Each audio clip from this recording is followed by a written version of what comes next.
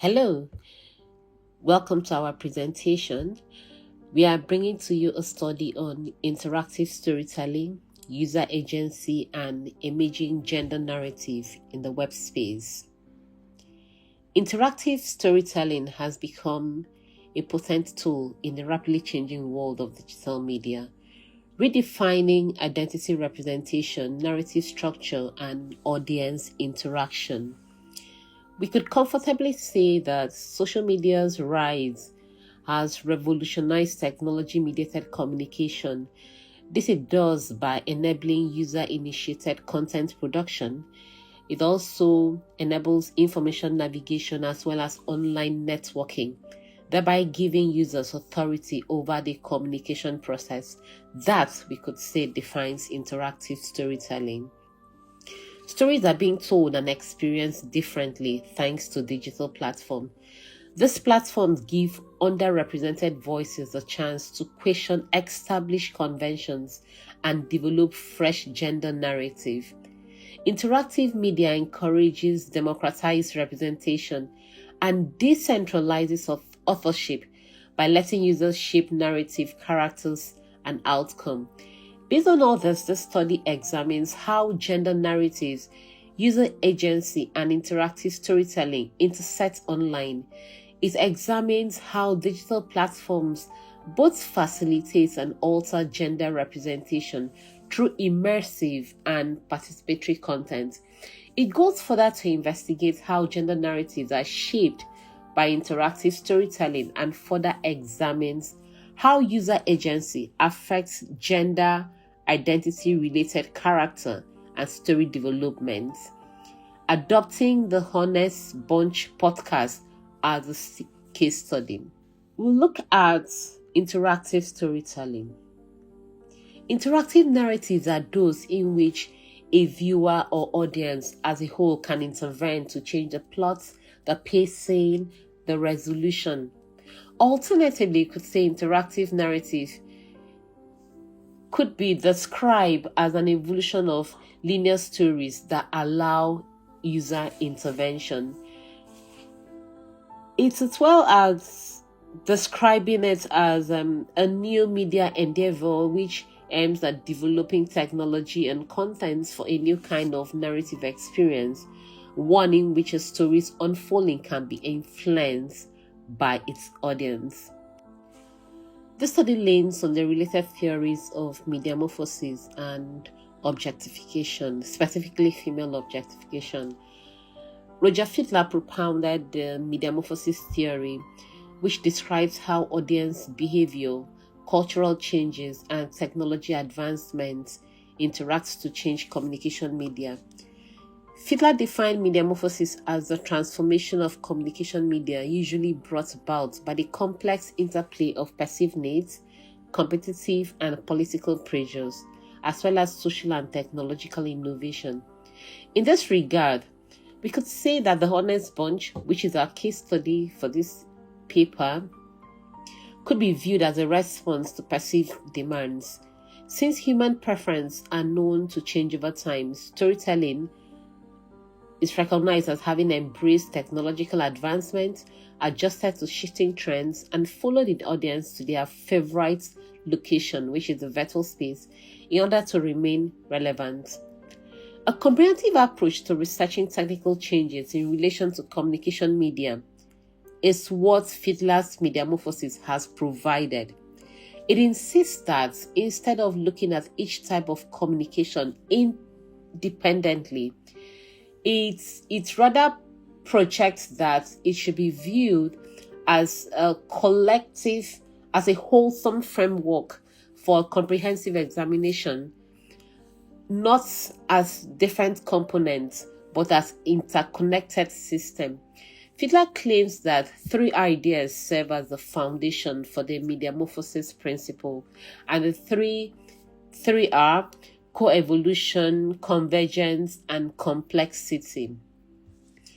What he means by the coevolution is that all forms of communication are inextricably linked to the human communication system and are not able to function alone inside our society. And for the second concept, which is convergence. He notes that while the idea of many technologies and media coming together now seems nearly conventional, it was formerly thought to be very innovative. Now it comes very easy. And then to the third one, which is complexity. This comprises the principle that says that everything around us may appear to be in a state of chaos, and to a large extent, Fiedler say it is. And then we go on to the second theory, which is the objectification theory. Objectification could be considered as seeing or treating a person, in this case, a female, a woman, like an object. That could be serve as a general definition for it. According to Martha Nussbaum, the concept of seeing a person as an object involves 7 characteristics. She named them to be instrumentality, denial of autonomy, inertness, fungibility, violability, ownership, and denial of subjectivity. Ray Lanton added to what Nussbaum had listed. She added 3 more to it, and they include reduction to body, reduction to appearance, and silencing. These 10 points highlighted as characteristics of objective will form the basis of what we will use in analyzing our case study to identify the level of objectification in the content in which we are studying. This study adopts qualitative research approach, employing thematic and discourse analysis to examine how the Honest Bunch podcast constructs gender narrative and reflects issues of user agency on the platform of interactive storytelling.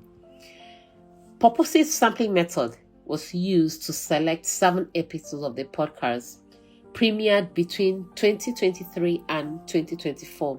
The themes of the episode informed their choice of selection. The selected episodes were accessed through the Glitch African Studio YouTube page, where the Honest Bunch podcast is publicly available. The thematic and discourse analysis were carried out based on the forms of objectification identified by Martha Nussbaum and Ray Lanton. Let's talk about our case study, the production itself, which is the Honest Bunch podcast. The Honest Bunch podcast is produced by Glitch African Studio. According to the Glitch African Studio webpage, it says the Honest Bunch is an audiovisual podcast that focuses on discussing real millennial and Gen Z issues with no holds barred. There are 4 main personalities on the show. We have Nedu, husband material, Betiko, and Ezine. Sometime in February 2025, Nedu stepped down as the host of the show.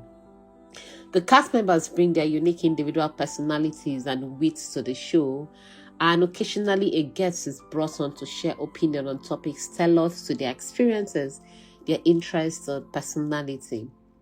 In describing the podcast, the Glitch African Studio webpage says, "At Honest Bunch, we are telling original Nigerian realities from the lens of the youth.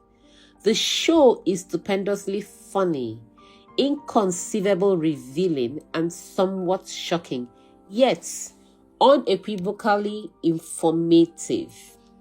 Interestingly, the podcast has an engaging YouTube page, and it describes itself as the #1 destination for the freshest content from Africa's biggest creator. Home of talk, podcasts, documentaries, interviews, and original programming. On Instagram, the podcast has 306,000 followers. That was as at 10th of May 2025, and the show describes itself as Africa's most viral podcasts. The episodes selected for this study are actually 7 in number. The first is Marriage, a Poverty Elevation Scheme. That's the title. That was season 3, episode 1. The second one, Ezine versus Nedu on why women do not pay bills. The title is season 3. We have No Finance, No Romance, the reality of dating in the 21st century. Season 3, episode 6. We also have Body Positivity, Season 3, Episode 9. We have No Woman is Out of Your League. Season 3, Episode 10. We have Relationships in the 21st Century, Gender Roles. Season 3, Episode 17. And we have Talking Stage, Season 5, Episode 14. Now, looking at the frames of metamorphosis in The Honest Bunch, we could say The Honest Bunch represents a shift in storytelling from mainstream media to digital platforms like YouTube and Instagram. This signals some kind of cross-media integration, and it is indicative of how podcasts are increasingly vibrant center for news, entertainment, and sociocultural discussion. The cross-platform synergy the podcast embraces is represented by the use of audio, video, memes from several platforms to increase viewer engagement. Importantly, too, there is a culture of participation and audience agency, which could be defined by interactive engagement.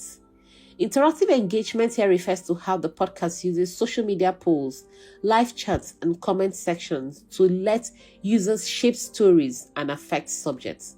This is a crucial part of metamorphosis, which is the process by which viewers change from being passive consumers to active co-creators. The elements of metamorphosis in the Honest Bunch podcast demonstrate how a digital media product changes in terms of format, content, audience interaction, and sociocultural relevance.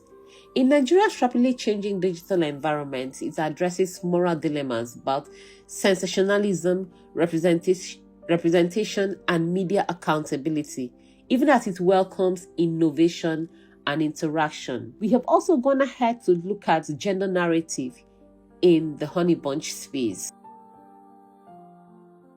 And we could comfortably say that the Honey Bunch podcast is recognized as a forum for examining and contesting gender topics in Nigerian culture.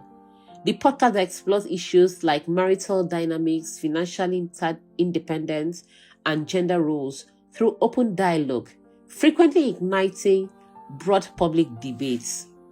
The podcast questions norms regarding female independence through regular criticism of women's independence, especially when contrasted with their financial dependence on men. The challenge seems to target women who, in their opinion, rely on men for financial support while claiming autonomy. They seem to pushing an agenda saying to be sincere in yourself, proclaim independence, you should actually be completely independent, not getting anything from a man. This viewpoint has sparked discussions on the changing meaning of independence and the expectations society has of women. The show frequently discusses the trend of young women living extravagant life, which are occasionally financed by wealthy older men. The intricacies of financial empowerment, social constraints, and the boundary between true independence and material dependency. Different subjects they handle. In examining conventional gender roles, the podcast seemingly promotes the importance of men as providers and makes the argument that women typically admire men who carry out this duty. According to the presumption, a man's sense of fulfillment is correlated with his capacity to provide, and this dynamic connection affects how society views masculinity and femininity. Additionally, we've also looked at sensationalism, commercialization, and role-playing in interactive media, focusing the light on the Honest Bunch. Notably, interactive media, in this case the Honest Bunch, thrives on sensationalism. The show is situated as a relatable example.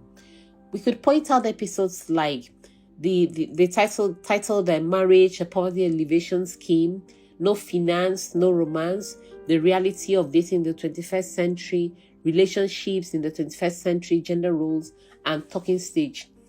All this episode mentions the echo positions that suggest girls who cannot afford anything for themselves should be avoided. The attack on the feminine gender is reinforced through some comments on the show.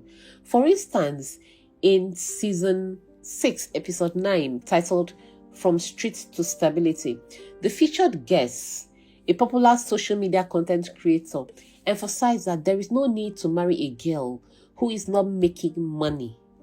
This narrative over the web space initiated inferiority on ladies who seemingly lack the financial strength to match men with such option and men with such opinion.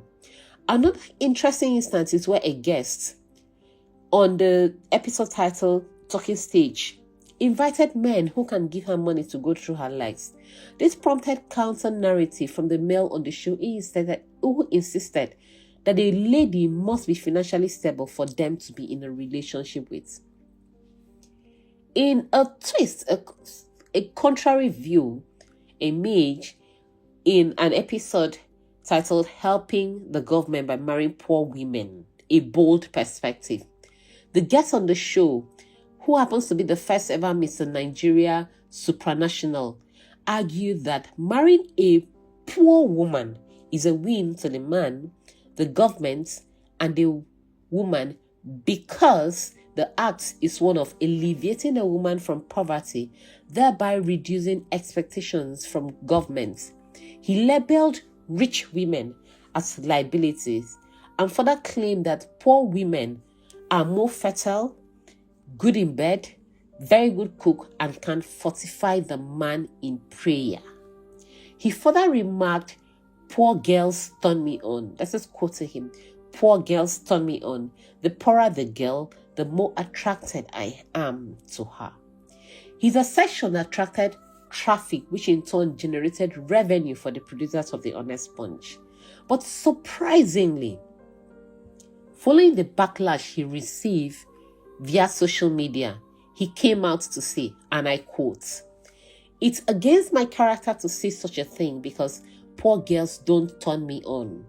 Nedu told me that he owns the Honest Bunch podcast. He said I have to pay a certain amount, 5 million naira, and that if I really want to present the topic, he gave me the option of saying what he tells me to say. I went on the podcast and said the things he asked me to say. I was so depressed, so I decided to end my life. In my lifetime, I have met manipulators." In a related instance, actor Yvonne Jegede, who appeared on the Honest Bunch podcast season 5, episode 16, the episode was titled "You Are Not Your Partner's Spec." She came out with a protest saying, I quote her, "The clips from my episode on that show for promotional purposes were designed to attract trolls, and my brand was subjected to all sorts of dragging.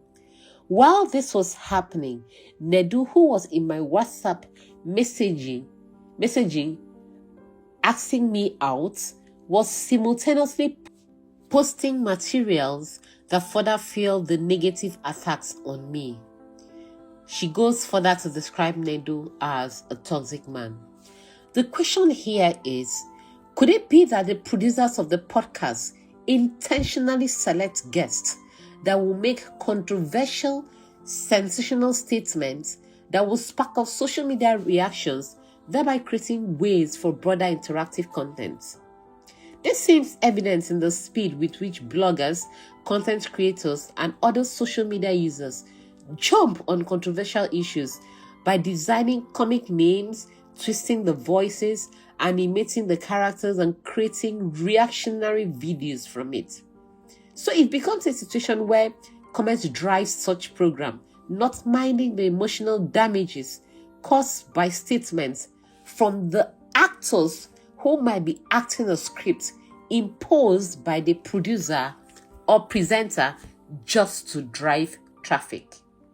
In decoding the elements of objectification in The Honest Bunch, we listed the 10 areas to be considered and tried to identify them in the production itself.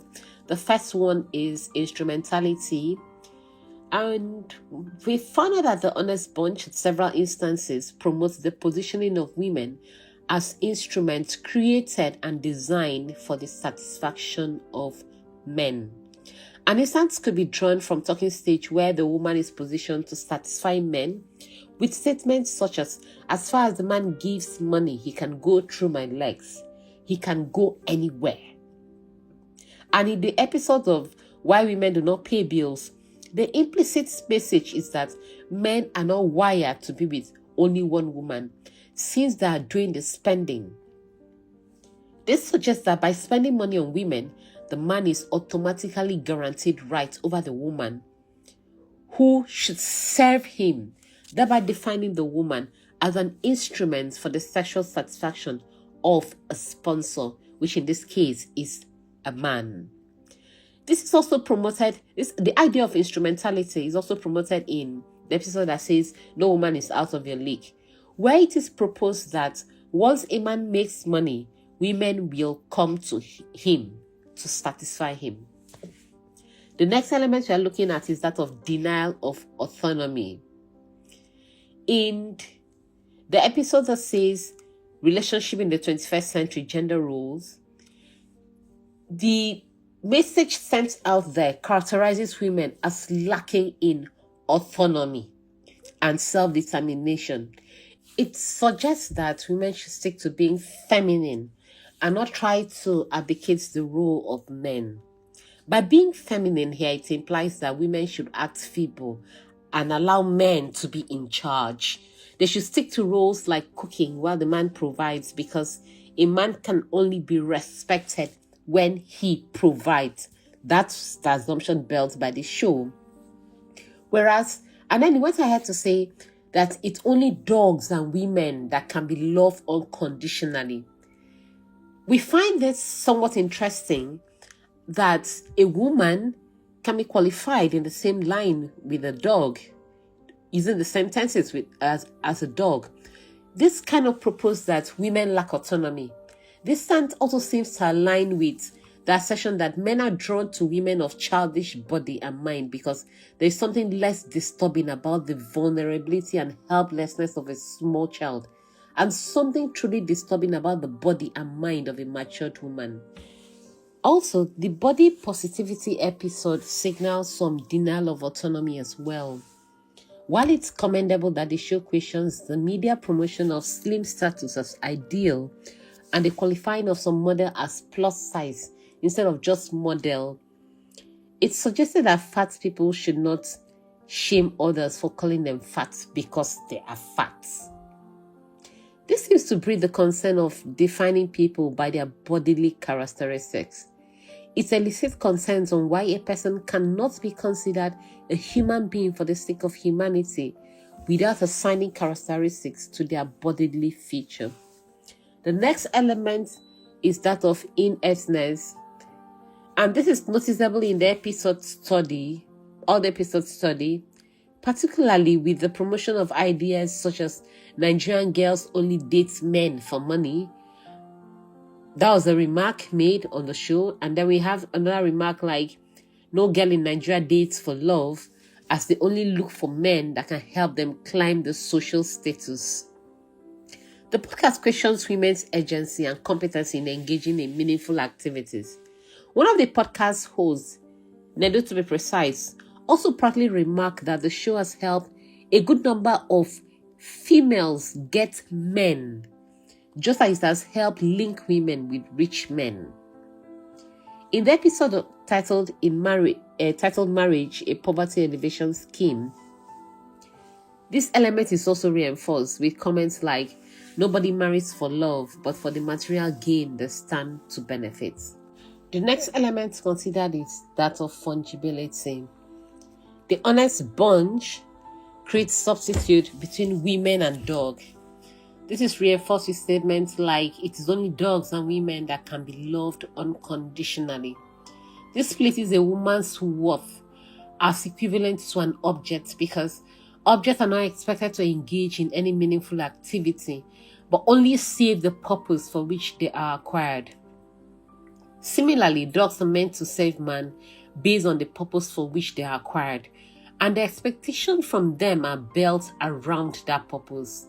Additionally, the podcast suggests no regards for relationship, but rather see women as objects that can be acquired once the economic means permit.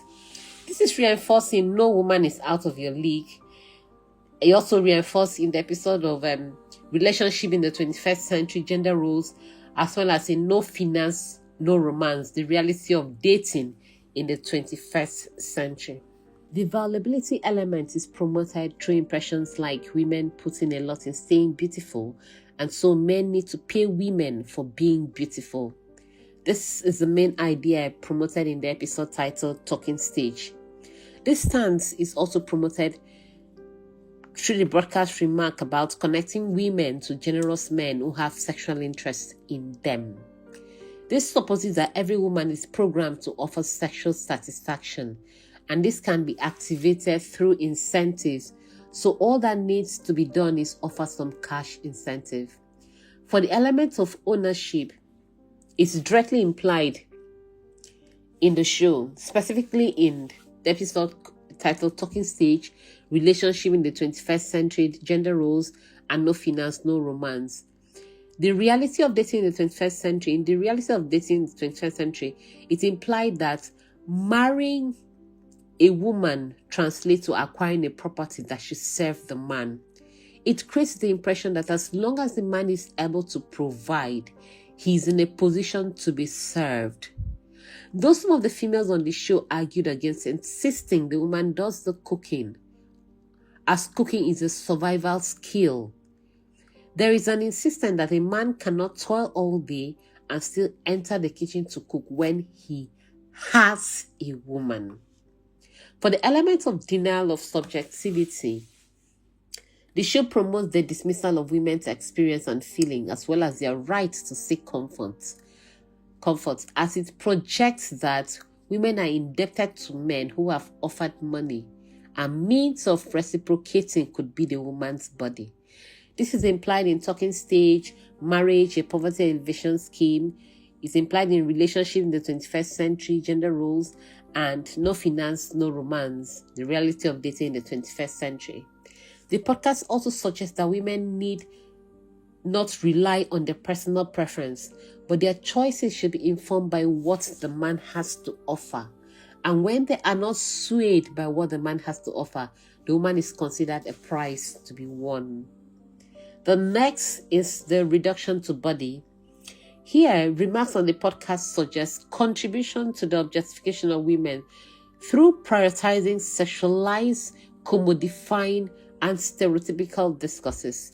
This is implied in Relationship in the 21st Century, Gender Roles, is implied in Talking Stage, implied in No Finance, No Romance, the reality of dating in the 21st century, where the woman is advised to act feminine, and it is suggested that women need to maintain their beauty for relevance. For the next element, which is reduction to appearance, we can see that when a woman's appearance is used to define her, it can lead to a degree of self-hatred. It can also result in constant concern about one's appearance, all of which are oppressive behaviors for women. The Honest Bunch creates different forms of identity for women based on their body and social status, through subtle promotion of how the show has linked women to desirable men. The implication is that women should place greater value on their look than on their humanity. It explains that the best way to peg a man's sexual desire is through women's look.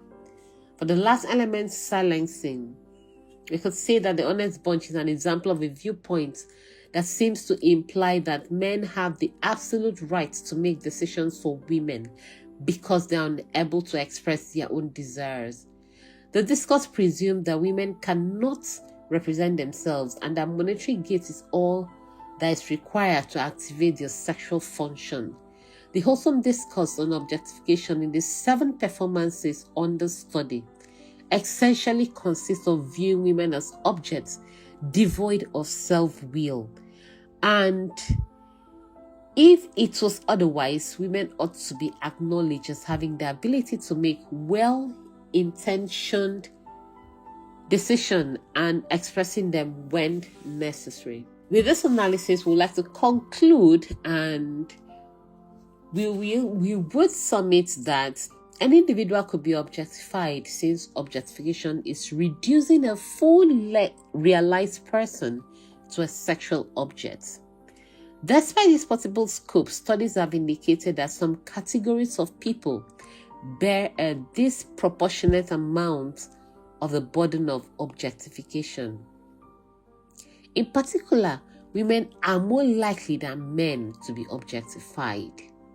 Notably, there are increased debates on the objectification of women, and men are often called out about their acts of objectifying women. In a somewhat twist, which is quite interesting, the Honest Bunch presents situations where women voluntarily position themselves in the objectification light. We have women calling on men to objectify them and defining the act as an acceptable norm, particularly where there are some material benefits. The Honest Bunch presents a platform for users to rewrite narratives, and interestingly, the rewriting seems to favor contestable imagining than the promotion of dignified representation, especially for women. Whereas these stories have the power to encourage media literacy, challenge patriarchy and stereotypes, and act as instruments for online activism, they seem more to employ user agency in the demonstration of questionable gender representation, commodification, sexualization, and stereotyping. Thank you.